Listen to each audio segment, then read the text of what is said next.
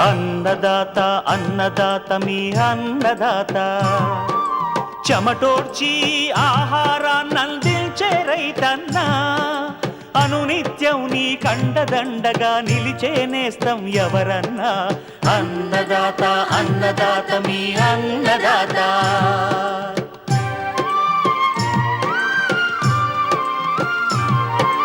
నూతన రీతుల సాగుబడికి, నూరింతలు పెరిగే దిగుబడికి సూచనలిచ్చే సస్య రక్షణకు, పశు పోషణకి శాస్త్ర విజ్ఞానం అందించి ముందుకు నడిపే తెలుగు రైతు భారతదేశానికి మకుటం అయ్యేలా తీర్చిదిద్దే ఆశయంతో మిమ్ము మేలు కొలిపేది అన్నదాత. అన్నదాత అన్నదాత మీ అన్నదాత. అన్నదాత అన్నదాత మీ అన్నదాత. అన్నదాత ప్రేక్షకులకు నమస్కారం. ఈనాటి ముఖ్యాంశాలు. ఉత్తర తెలంగాణ మండలంలో ఖరీఫ్ పంటల సాగు, రైతులకు సూచనలు. ఖరీఫ్ రాగి సాగులో మెలకువలు.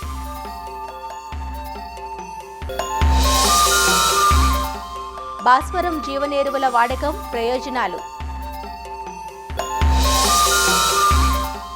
ఇంకా జై కిసాన్ వ్యవసాయ సమాచారం.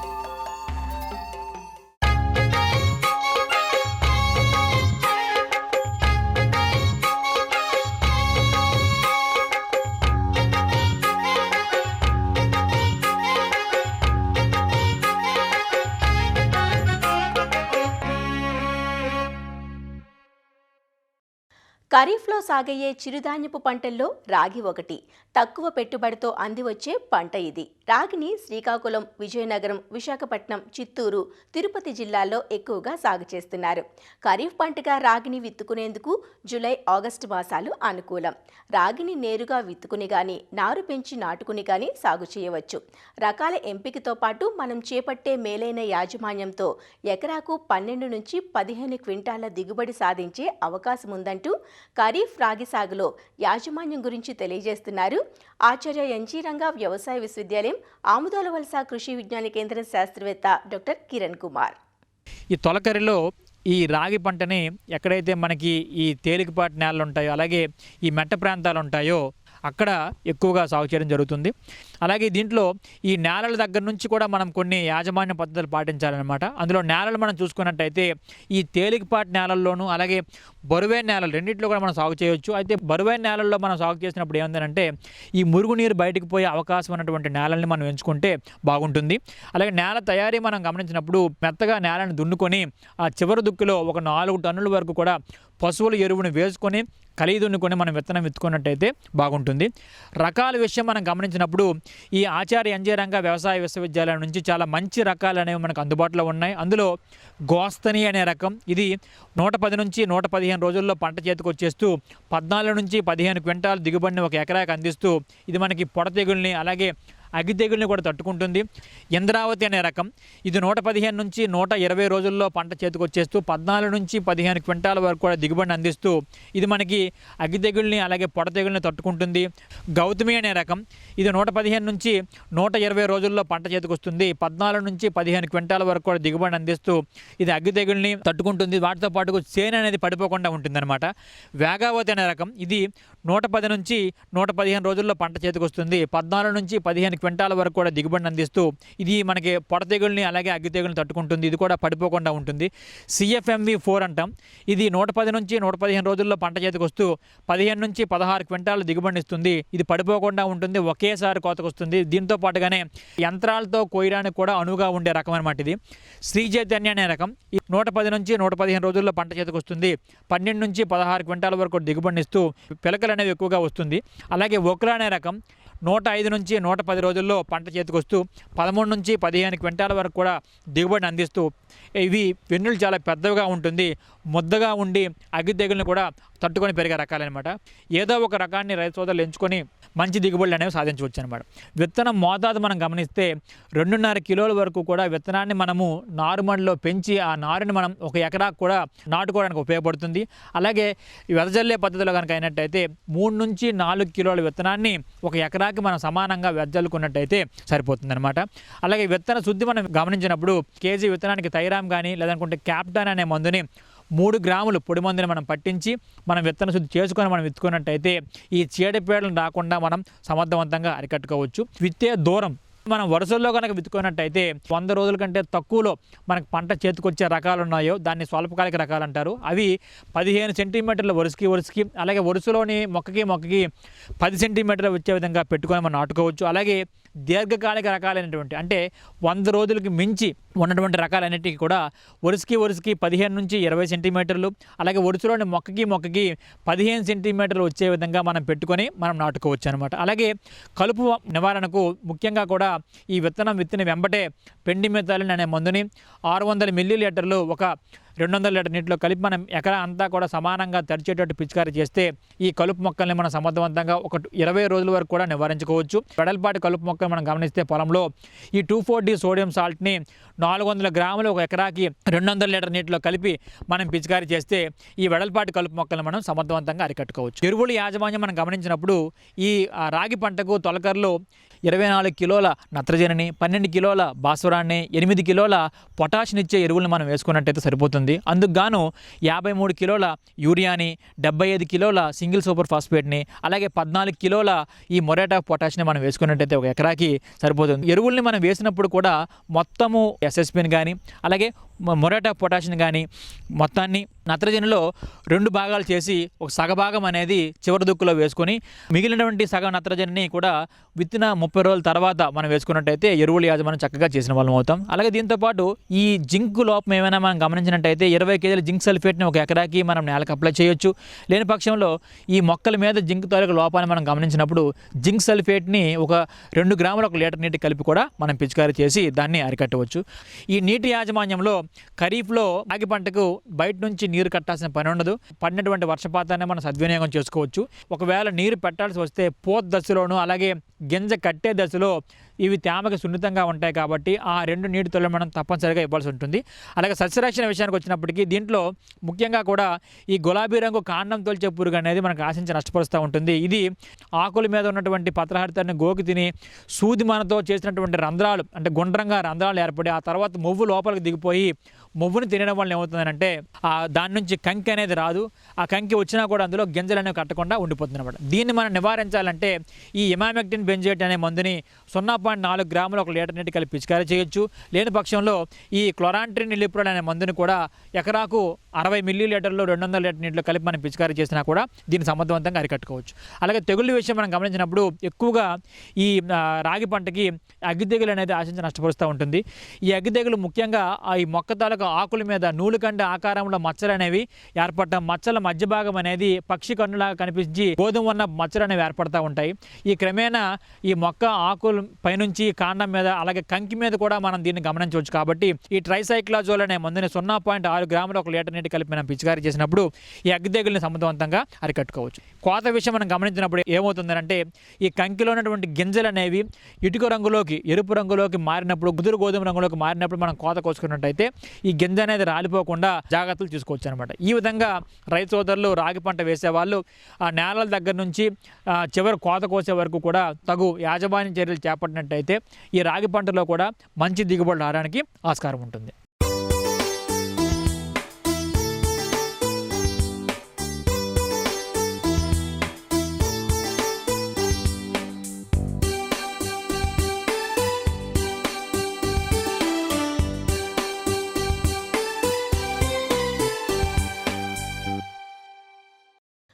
వానాకాలం పంటల సాగుకు సమయం ఆసన్నమైంది. నైరుతి రుతుపవనాలు ఇప్పటికే రాష్ట్రాన్ని పలకరించడంతో రైతులు పంటల సాగుకు సన్నద్ధమవుతున్నారు. అయితే ఇప్పుడు ఉన్న వర్షాలకు ఉత్తర తెలంగాణ జిల్లాల్లో ఏ పంటలు వేసుకోవచ్చు, ఎలాంటి రకాలు ఎంచుకోవాలి, సాగులో ఎలాంటి జాగ్రత్తలు పాటించాలి అనే వివరాలను తెలుసుకోవడం తప్పనిసరి. ఉత్తర తెలంగాణ మండలం క్రిందకొచ్చే ఉమ్మడి ఆదిలాబాద్, నిజామాబాద్, కరీంనగర్ జిల్లాల్లో ఖరీఫ్ పంటల సాగుపై సమాచారాన్ని మనకందిస్తున్నారు జగిత్యాల ప్రాంతీయ వ్యవసాయ పరిశోధన స్థానం ఏడిఆర్ డాక్టర్ డి శ్రీలత. ఉత్తర తెలంగాణ మండలంలో ఇప్పటికే వాతావరణ విభాగాల ఇచ్చిన గణాంకాల ప్రకారం చూసుకున్నట్లయితే సుమారుగా 58 మిల్లీమీటర్ల వర్షపాతం అయితే నమోదైంది. కనుక రైతు సోదరులు ఈ ఈ కంది తర్వాత మొక్కజొన్న లాంటివి కొన్ని ప్రాంతాలలో విత్తుకోవడం జరుగుతుంది.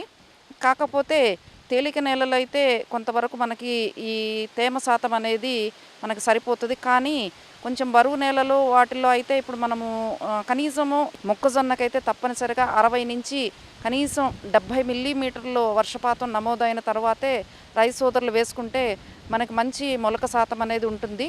ఇకపోతే ఈ ఇటీవల కాలంలో కొన్ని నిజామాబాద్, బోధను, వర్ణి ప్రాంతాల్లో ఆల్రెడీ రైతులు దీర్ఘకాలిక రకాలను ఉపయోగించి వరి నాట్లు వేసుకుంటున్నారు. రైతులు కనుక మధ్యకాలిక రకాలు తీసుకున్నట్లయితే జూన్ 15 నుంచి మనకి జూలై 15 వరకు కూడా మనకి వరి నాట్లు వేసుకోవడానికి అనుకూలంగా ఉంటుంది. ఇకపోతే స్వల్పకాలిక రకాలు తీసుకున్నట్లయితే జూలై 30 వరకు కూడా మనం వరి నాట్లు వేసుకోవడానికి అనుకూలంగా ఉంటుంది. కానీ ఒకటి రైతు సోదరులు గుర్తుపెట్టుకోవాల్సింది ఏంటంటే, ఏ రకమైన ఇప్పుడు మనం మధ్యకాలిక, స్వల్పకాలిక రకాలు వేసుకున్నట్లయితే ఈ ఆగస్టు 15 కల్లా నాట్లు పూర్తయ్యేటట్టు మాత్రం తప్పనిసరిగా చూసుకోవాలి. ఇకపోతే మనకి తెలంగాణ రాష్ట్రంలో ఉత్తర తెలంగాణలో వరి తర్వాత పంట, ముఖ్యమైన పంట చూసుకుంటే పత్తి. ఇది ముఖ్యంగా సుమారుగా మన ఉత్తర తెలంగాణలో 10 లక్షల ఎకరాల వరకు కూడా సాగు అవుతుంటుంది. మరీ ముఖ్యంగా ఆదిలాబాదు ఈ పరిసర ప్రాంతాల్లో కూడా మనకి 4 లక్షల ఎకరాల వరకు కూడా ఈ పత్తి పంట అనేది ఉంది. తప్పనిసరిగా ఒక 60 నుంచి 70 mm వర్షపాతం నమోదైన వెంటనే రైతు సోదరులు పత్తి అనేది నాటుకుంటే బాగుంటుంది. ఎందుకంటే మంచి మొలక శాతం ఉంటుంది. కానీ కొన్ని చోట్ల ఆల్రెడీ కొంతమంది రైతులు మొన్న పడిన తొలకరి వర్షాలకి పత్తి అనేది నాటుకోవడం జరుగుతుంది. తప్పనిసరిగా ఈ మొలక శాతం చూసుకొని, లేదు అంటే ఎక్కడైనా నీటి వసతి సౌకర్యం ఉన్న దగ్గర ఒక తేలికపాటి తడి అయితే ఇవ్వాలి. ఇకపోతే ఈ పత్తి అనేది ఈ వర్షాకాలంలో మనం సాగు చేసేది కొంచెము తేలిక భూములు అయితే పర్వాలేదు, కానీ కొంచెం నల్లరేగడి, మధ్యస్థ నల్లరేగడి భూములు అయితే ఈ బోదెలు దాని మీద ఎత్తుమళ్ళ ద్వారా కూడా ఈ పత్తి సాగు చేసుకున్నట్లయితే అధిక వర్షాలు పడినప్పుడు ఈ పత్తి పంటలో వేరుకుళ్ళు అలాంటివి రాకుండా మనం కొంచెం కాపాడుకోవడానికి అవకాశం ఉంటుంది. ఇకపోతే రైతు సోదరులు ఈ మొక్కజొన్న కూడా మనకి అతి ముఖ్యమైన పంట. ఉత్తర తెలంగాణ ప్రాంతంలో ఈ కరీంనగర్, జగిత్యాల ఏరియా అంతా కూడా మనకి కొంత మొక్కజొన్న అనేది కొంత ఎక్కువ ఏరియాలో సాగు చేస్తారు. కానీ ఈ మొక్కజొన్నను కూడా వీలైనంత వరకు వర్షాకాలంలో రైతులు బోధులు, కాలువల పద్ధతుల మీద వేసుకున్నట్టయితే ఎప్పుడైనా మన బెట్ట పరిస్థితుల ద్వారా ఉన్నప్పుడు కొంత నీటిని ఆదా చేసుకొని ఈ కాలువల ద్వారా ఇవ్వడానికి అవకాశం ఉంటుంది. అదే ఎక్కువ వర్షపాతము నమోదైన ప్రాంతాలలో ఏదైనా అధిక వర్షాలు పడినప్పుడు మనకి అధిక నీటిని బయటకు తీసుకోవడానికి ఈ బోధలు, కాలువల పద్ధతి అనేది ఉంటుంది. ఇక తర్వాత కంది పంట కూడా కొంత ఏరియాలో మనకి ఉంటుంది. కందిని ఏక పంటగాను సాగు చేసుకోవచ్చు. అలాగే మొక్కజొన్నతో అంతర పంటగా కూడా వేసుకుంటే కొంచెం మంచి లాభాలు తీసుకోవచ్చు. కానీ కంది పంటను వేసుకునే రైతులు కొన్ని సూచనలు తప్పకుండా పాటించాలి. ఈ కంది పంట మనము కనుక తేలిక భూముల్లోనూ ఎక్కడైనా నీటి వసతి తక్కువగా ఉన్న ప్రాంతాలు, కొంచెం తొందరగా బెట్టకొచ్చే ప్రాంతాలు ఉంటే కనుక మనకి తక్కువ కాల పరిమితి రకాలు, మన పాలెం నుంచి విడుదలైన PRG 158, తర్వాత 176 ఇలాంటి రకాలు ఎంచుకున్నట్లయితే ICP 88, 63 ఇలాంటి రకాలు ఎంచుకున్నట్లయితే కొంత మనకి ఈ బెట్ట వాతావరణ పరిస్థితుల నుంచి తట్టుకోవడానికి అవకాశం ఉంటుంది. అదే కనుక మనకి నల్లరేగడి భూములు, కొంచెం నీటి వసతి ఉన్న దగ్గర కొంచెం ఈ వేరుకులు, ఎండుతుగులు ఆశించడం అనేది కొంచెం జరుగుతూ ఉంటుంది. కాబట్టి వాటిని తట్టుకునే ఆశ అనే రకము, ICPL 87, 119, TDRG 4 అనే రకం, ఇలాంటి రకాలు ఎంచుకున్నట్లయితే మనకి నల్లరేగడి భూముల్లో ఏదైనా వెండు తెగులు అలాంటివి కొంచెం తట్టుకోవడానికి అవకాశం ఉంటుంది. ఇకపోతే కందిని మనము ఏక పంటగా కాకుండా అంతర పంటగా కూడా తీసుకోవచ్చు. కంది మొదటి నుంచి కొంచెము ఒక 60 రోజుల వరకు చాలా నిదానంగా పెరుగుదల ఉంటుంది. కాబట్టి వరుసకి దాదాపుగా 3 అడుగుల దూరంలో వేస్తారు. కాబట్టి రైతు సోదరులు కొంత ఏదన్నా అంతర పంటలుగా తక్కువ కాల పరిమితి కలిగిన పెసర, తర్వాత సోయా చిక్కుడు, తర్వాత మనము అలసందలు, మినుము ఇలాంటి పంటలు కూడా మన అంతర పంటలుగా వేసుకుంటే అదనపు ఆదాయం తీసుకోవచ్చు. తర్వాత మన ఉత్తర తెలంగాణలో పసుపు కూడా ఒకటి ముఖ్యమైన పంట. మనము మధ్యకాలిక రకాలు, స్వల్పకాలిక రకాలు అయితే మనకి 7 నుంచి 8 నెలల పంటలైతే మే నెలాఖరు నుంచి జూన్ 15 లోపు ఈ పసుపు దుంపలు అనేవి విత్తుకోవాలి. అలాగే 9 నుంచి 10 నెలల పంట కాలం ఉన్న రకాలను ఎంచుకున్నట్లయితే మనం సుమారుగా జూన్ 15 నుంచి జూలై మొదటి వారం లోపు మనం కనుక ఈ పసుపు కొమ్ములు అనేవి విత్తుకుంటే మంచి దిగుబడులు తీయడానికి ఉంటుంది. సో పసుపుని ఏక పంటగాను చేసుకోవచ్చు. అలాగే మొక్కజొన్నతో కలిపి మనము మిశ్రమ పంటగా కూడా వేసుకుంటే మంచి లాభాలు తీసుకోవచ్చు. కనుక రైతు సోదరులు ఈ ఉత్తర తెలంగాణ మండలంలో ఈ పంటల ప్రణాళికలని గమనించి వారి ప్రాంతాలకు అనువైన పంటలను ఎంచుకొని మొదటి నుంచి మంచి యాజమాన్య పద్ధతులు పాటించినట్లయితే మంచి దిగుబడులు తీసుకోవడానికి ఆస్కారం ఉంటుంది.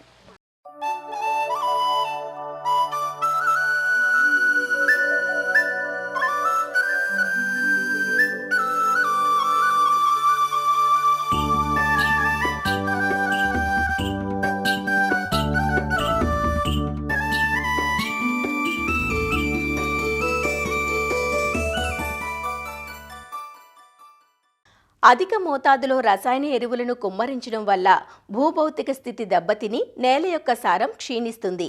భూమిలో రసాయన ఎరువులు ముఖ్యంగా భాస్వరం నిల్వలు పెరిగిపోయి మొక్కలలో సూక్ష్మ పోషక లోపాలు కనిపిస్తున్నాయి. నిలిచిపోయిన పోషకాలను చలన స్థితిలోకి తీసుకువచ్చి మొక్కలకు అందించడంతో పాటు నేలల్లో జీవరాశిని పెంపొందించేవి జీవన ఎరువులు. జీవన ఎరువుల వాడకంతో రైతుకు ఖర్చు తగ్గడమే కాకుండా భూసారం పెరిగి మేలైన దిగుబడులను పొందవచ్చు. జీవన ఎరువుల్లో నత్రజనిని స్థిరీకరించేవి, భాస్వరాన్ని అందించేవి ఉన్నాయి. వీటిలో భాస్వరం జీవన ఎరువులు నేలలో స్థిరపడిపోయిన భాస్వరాన్ని చలన స్థితిలోకి తీసుకువచ్చి మొక్కలకు అందుబాటులోకి తెస్తాయి. భాస్వరం జీవన ఎరువులు వాడకం ఏ విధంగా ప్రయోజనకరమో తెలియజేస్తున్నారు ప్రొఫెసర్ జయశంకర్, తెలంగాణ రాష్ట్ర వ్యవసాయ విశ్వవిద్యాలయం, నాగర్ కర్నూలు జిల్లా Palem Krishi Vigyan Kendra program coordinator doctor T Prabhakar Reddy. ప్రస్తుత వ్యవసాయంలో మోతాదుకు మించి రసాయన ఎరువులు వాడటం వల్ల పెట్టుబడి ఖర్చు పెరగడమే కాకుండా నేల ఆరోగ్యం క్షీణించడం అనేది గమనించడం జరుగుతుంది. ముఖ్యంగా చాలామంది రైతులు మన వ్యవసాయంలో ఈ యొక్క కాంప్లెక్స్ ఎరువులైన DAP కానీ 20-20 కానీ 12-32-16 కానీ 28-28 కానీ ఇలాంటి కాంప్లెక్స్ ఎరువులు అధికంగా వేయటం వల్ల నేలలో భాస్వరం నిల్వలు పెరిగిపోతున్నట్టు సాధారణంగా గమనించడం జరిగింది. ముఖ్యంగా ఈ యొక్క భాస్వరం ఎరువులు అధికంగా వేయటం వల్ల పెట్టుబడి ఖర్చు పెరగటమే కాకుండా నేలలో భాస్వరం యొక్క మోతాదు అనేది పెరగడం కూడా గమనించడం జరుగుతుంది. ముఖ్యంగా చూసినట్లయితే ఈ భాస్వరం ఎరువుల యొక్క వినియోగ సామర్థ్యం అనేది 15 నుంచి 20% మాత్రమే ఉంటుంది. అంటే ఒక 100 కిలోల భాస్వరం ఎరువులు వేసినప్పుడు 15 నుంచి 20 కిలోల వరకు మాత్రమే ఈ యొక్క భాస్వరం ఎరువులు మొక్కలు తీసుకుంటాయి. మిగిలిన 80-85 కిలోల ఈ ఎరువులు అనేది నేలలో ఉండిపోయి మొక్కకు అందని రూపంలోకి మారిపోవడం అనేది మనం గమనించడం జరుగుతుంది. ముఖ్యంగా తెలంగాణ రాష్ట్రంలో 53% నేలలో భాస్వరం నిల్వలు అధికంగా ఉన్నట్టు గమనించడం జరిగింది. ఈ యొక్క అధికంగా ఉన్న ఈ యొక్క భాస్వరం నిల్వల వల్ల భూమిలో ఉండే జింకు మరియు ఇనపధాతు లోపాలు రావటం, దాంట్లో ఉండే అవైలబిలిటీ అంటే మొక్కలకు పంటలకు అవైలబిలిటీ లభ్యత అనేది తక్కువగా ఉండడం మనం గమనించడం జరుగుతుంది. సో ఇలాంటి పరిస్థితుల్లో నేలలో అధికంగా ఉండే భాస్వరం నిల్వల్ని కరిగించడానికి ఈ యొక్క భాస్వరం కరిగించే జీవన ఎరువులు మనం వాడుకోవడం జరుగుతుంది. ముఖ్యంగా సూడోమోనాస్ బ్యాసిల్లస్ అనే ఈ యొక్క బ్యాక్టీరియా వల్ల వీటి యొక్క జీవన ఎరువుల వల్ల నేలలో అధికంగా ఉండే భాస్వరం కరిగించడం జరుగుతుంది. సో వీటినే PSB అంటే ఫాస్ఫరస్ సాల్యుబలైజింగ్ మైక్రో ఆర్గానిజం అంటారు. సో వీటి ద్వారా మనం అధికంగా ఉండే భాస్వరాన్ని కరిగించి మనం వేయబోయే భాస్వరం యొక్క మోతాదును తగ్గించుకోవడం ద్వారా చాలా వరకు మన ఖర్చును తగ్గించుకునే అవకాశం ఉంటుంది. సో ఈ యొక్క జీవన ఎరువులు అనేది ఒక సూక్ష్మజీవుల సముదాయం. ఈ సూక్ష్మజీవులు నేలలో సహజంగా ఉండి ఆమ్లాలను కానీ ఎంజైమ్లను కానీ ఉత్పత్తి చేస్తూ ఈ యొక్క మొక్కకు అందని రూపంలో ఉండే భాస్వరాన్ని కానీ కరగని రూపంలో ఉండే భాస్వరాన్ని కానీ కరిగించి మొక్కకు అందజేయడం జరుగుతుంది. సో ఈ సూక్ష్మజీవులు మొక్కలకు 3 విధాలుగా అందించుకునే అవకాశం ఉంటుంది. ఒకటి విత్తన శుద్ధి, రెండవది నారును ముంచి నాటుకోవడం ద్వారా కానీ, మూడవది నేలకు డైరెక్ట్గా అప్లై చేసుకోవడం కానీ. ముఖ్యంగా చూసినట్లయితే ఈ విత్తన శుద్ధి విధానంలో 1 ఎకరాకు సరిపోయే విత్తనానికి 200 గ్రాముల ఈ యొక్క PSB అనే జీవన ఎరువుని మనము విత్తనాలకు పట్టించి వాడుకోవాలి. ఈ విత్తనాలకు పట్టించే ముందు ఒక 10 గ్రాముల బెల్లాన్ని తీసుకొని 100 ml నీటిలో కలిపి దీన్ని విత్తనాలపై కలిపి దాని ద్వారా ఈ యొక్క ఘనరూపంలో ఉండే జీవన ఎరువుని ఒక పొరలాగా పట్టించడం ద్వారా ఈ విత్తన శుద్ధి చేసుకునే అవకాశం ఉంటుంది.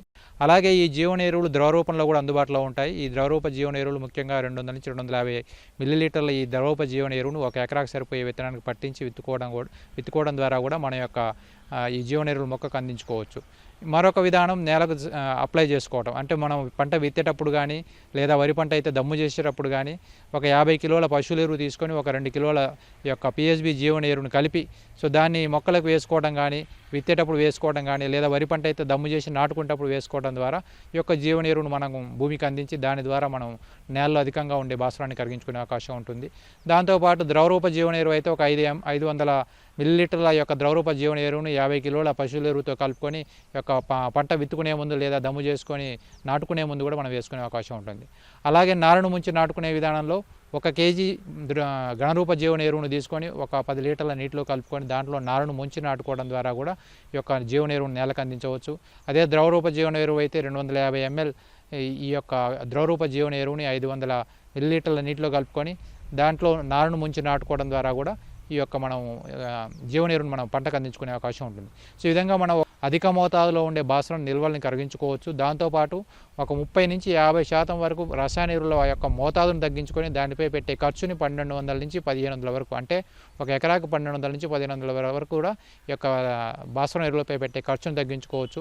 సో దీని ద్వారా నేలలో ఉండే జింకు కానీ ఇనుపధాతు లోపాల మీద కానీ ఎలాంటి ప్రభావం లేకుండా మనకు పెట్టుబడి ఖర్చు తగ్గించుకోవడంతో పాటు ఈ యొక్క దిగుబడి కూడా 10 నుంచి 12% వరకు పెరిగినట్లు కూడా మనం గమనించడం జరిగింది. కాబట్టి ఈ యొక్క జీవన ఎరువులు తక్కువ ఖర్చుతో, అంటే 1 కిలో జీవన ఎరువు 120 నుంచి 150 రూపాయల్లో దొరుకుతుంది. కాబట్టి తప్పనిసరిగా ఈ తక్కువ ధరలో ఉండే జీవన ఎరువులు వేసుకొని రసాయన ఎరువులపై పెట్టే ఖర్చుని 1500 రూపాయల వరకు తగ్గించుకోవడం ద్వారా ఈ యొక్క రసాయన ఎరువుల యొక్క మోతాదును మనం తగ్గించుకోవచ్చు.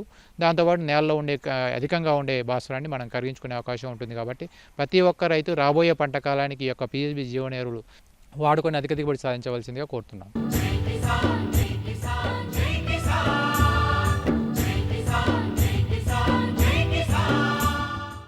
వ్యవసాయ సమాచారం ఇప్పుడు జై కిసాన్లో చూద్దాం. పార్వతీపురం మన్యం జిల్లా కురుపాం నియోజకవర్గంలో ఏర్పాటైన అగ్రి టెస్టింగ్ ల్యాబ్ రైతులకు సేవలందిస్తోంది. ఈ ప్రయోగశాలలో వ్యవసాయ పశుసంవర్ధక శాఖకు సంబంధించిన సేవలు రైతులకు అందుబాటులో ఉన్నాయి. ప్రస్తుతం ఖరీఫ్ ప్రారంభమైన దృష్ట్యా నాణ్యమైన విత్తనాలను రైతులకు అందించే ఉద్దేశంతో విత్తన పరీక్షలు ముమ్మరం చేశారు. ప్రతి రైతు విత్తే ముందు విత్తన పరీక్షలు చేయించుకోవాలంటూ అధికారులు సూచిస్తున్నారు. కురుపాం నియోజకవర్గానికి సంబంధించిన ఇంటిగ్రేటెడ్ ల్యాబ్ వ్యవసాయ మరియు పశుసంవర్ధక శాఖకి సంబంధించిన 2 ల్యాబ్లు కూడా ఇందులో ఉన్నాయి. వ్యవసాయ శాఖకు సంబంధించి విత్తనాలు అలాగే ఎరువుల చెక్కింగ్, ఎరువులకి నాణ్యతని చెక్ చేయడానికి ఇది ఈ ల్యాబ్ నిర్ణయించడం జరిగింది. ఇది మనం 2023లో గవర్నమెంట్ ఇన్స్ట్రక్షన్స్ ప్రకారం ఇది కన్స్ట్రక్షన్ జరిగింది. 2023లో ఏంటంటే సుమారు ఓన్లీ 34 శాంపిల్స్ తీయడం జరిగింది, ఎందుకంటే అంత అవగాహన లేక. కానీ 24వ సంవత్సరం అంటే గత సంవత్సరం మేము సుమారు ఈ ల్యాబ్ నుంచి 314 శాంపిల్స్ మేము గత సంవత్సరం చెక్ చేయడం జరిగింది. రైతు శాంపిల్స్ మనం ఏంటంటే రైతు భరోసా కేంద్రాల నుంచి మనం 190 శాంపిల్స్ మొత్తం మన జిల్లాలోనే గరిష్టంగా మనం లాస్ట్ ఇయర్ 190 శాంపిల్స్ మనం చెక్ చేయడం. అంతేకాకుండాను మన నియోజకవర్గంలో విత్తనాలు అలాగే ఎరువులు పురుగు మందుల మనం లైసెన్స్ ఇచ్చి డిపార్ట్మెంట్ ద్వారా లైసెన్స్ ఇచ్చిన బిజినెస్ అంటే వీళ్ళు లైసెన్స్ హోల్డర్స్ డీలర్స్ ఉన్నారు, వాళ్ళది కూడా ర్యాండమ్గా మనం చెక్ చేసి వాళ్ళు కూడా ఏంటంటే ఇలా శాంపిల్స్ మీరు ఇవ్వాలి. ఎందుకంటే డీలర్స్ కూడా విత్తనం ఇవ్వాలి అంటే అది ఎంత జర్మినేషన్ పర్సెంటేజో అది తెలుసుకొనే మనం ఇవ్వాలి, లేకపోతే అది నకిలీ విత్తనం అవుతుంది. సో అటువంటి మన దగ్గర ఉన్న డీలర్ శాంపిల్స్ కూడా ట్రేడ్ శాంపిల్స్ అంటాము, వారు కూడా రుసుము చెల్లించి సుమారు గత సంవత్సరం మా ఇంటిగ్రేటెడ్ ల్యాబ్ కురుపాములోని సుమారు 13 శాంపిల్స్ చెక్ చేయడం జరిగింది. సో ఈ సమయం అంటే మనకి ఆల్మోస్ట్ ఖరీఫ్ స్టార్ట్ అయింది. ఈ సీజన్కి సంబంధించి విత్తనం నాణ్యత బాగుండి మొలక వస్తేనే అది మనం ఇంకా దానికి ఎరువులు వేయడం కానీ పురుగు మందులు కానీ నీరు కడితే ఉపయోగం ఉంది. కానీ మొలకే ఎత్తకపోతే రైతు చాలా నష్టపోయే అవకాశం ఉంది. కాబట్టి రైతులందరూ కూడా మీరు డైరెక్ట్గా మన కురుపాము ఇది ఏఎంసీ ప్రెమిసెస్లో ఉంది, ఇక్కడ ల్యాబ్కి వచ్చినా కూడా మేము రైతులకి ఉచితంగానే మేము ఇది నాణ్యత మేము చెక్ చేయడం జరుగుతుంది. అంతేకాకుండా ఎక్కడైనా డీలర్ దగ్గర తీసుకున్నా కూడా మీరు బిల్లు తీసుకొని అది నాణ్యత చెక్ చేశారా లేదా అని మీరు అది నాణ్యత చెక్ చేసిన అంటే మొలక శాతం చెక్ చేసిన విత్తనాన్ని తీసుకొని వేయవలసిందిగా కోరుచున్నాము. మరిన్ని విభిన్న అంశాలతో రేపటి అన్నదాతలో మళ్ళీ కలుసుకుందాం. నమస్కారం.